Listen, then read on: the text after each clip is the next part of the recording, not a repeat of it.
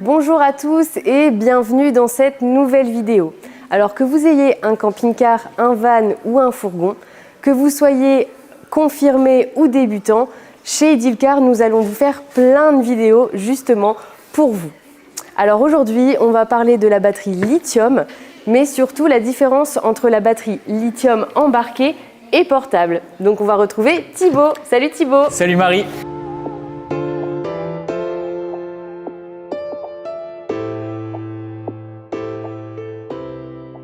Alors Thibaut, comme tu nous as bien conseillé sur les batteries, pour avoir un véhicule alimenté avec beaucoup d'appareils et des utilisations fréquentes, il nous faut une batterie lithium.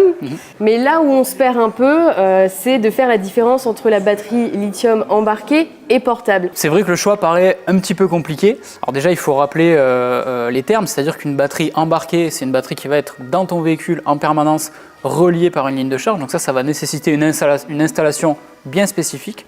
Là où par contre, une batterie portable, comme on a juste ici, on va pouvoir l'utiliser en dehors du véhicule et on n'a pas besoin d'installation spécifique. Ça marche tout seul, on branche et ça alimente. Et donc du coup, avec une batterie portable, est-ce que c'est possible d'alimenter tout type d'appareil dans son camping-car ? Alors encore une fois, tout va dépendre de la consommation. Le vrai avantage de cette batterie portable, c'est qu'on a une solution qui est tout en un, c'est-à-dire que tout est intégré à l'intérieur. On a le convertisseur, donc comme je te le disais tout à l'heure, tu la mets à l'extérieur, ça fonctionne. Donc voilà un exemple parfait. On a une glacière qui est reliée directement à notre batterie portable. Donc il n'y a pas besoin d'avoir une installation annexe, ça fonctionne tout seul. Encore une fois, tu vas avoir la possibilité d'adapter en fonction de ton usage et en fonction de la consommation. Tu peux choisir différents styles et types de batteries.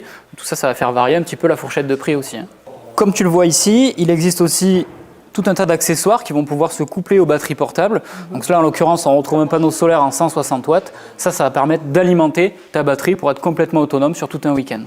Ok, donc là tu m'as parlé de glacière, mais si moi je veux installer une clim, est-ce que ça peut alimenter justement ce type d'appareil ? Alors tu fais bien de poser la question, non. Si tu veux mettre une clim de toit au niveau de ton véhicule, il faudra plutôt opter pour une batterie embarquée avec un convertisseur, une solution quand même un petit peu plus importante. Ok, donc si je comprends bien, si je veux avoir une clim et l'alimenter, donc ça sera plutôt une batterie embarquée. Oui. Après, si je veux recharger mon téléphone, ma tablette, mon PC, là je vais être plutôt sur ce type de batterie-là. C'est ça, tu auras plus un usage, on va appeler ça un usage week-end sur ce style de batterie. Ce que je te propose, tu parles de clim, c'est vrai qu'aujourd'hui c'est un sujet qui revient beaucoup sur la table.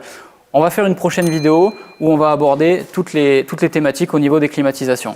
Et donc, si vous aussi, vous avez un projet d'achat de batterie lithium embarquée ou portable, n'hésitez pas à vous rendre dans une de nos concessions Edilcar et Edilcar Accessoires.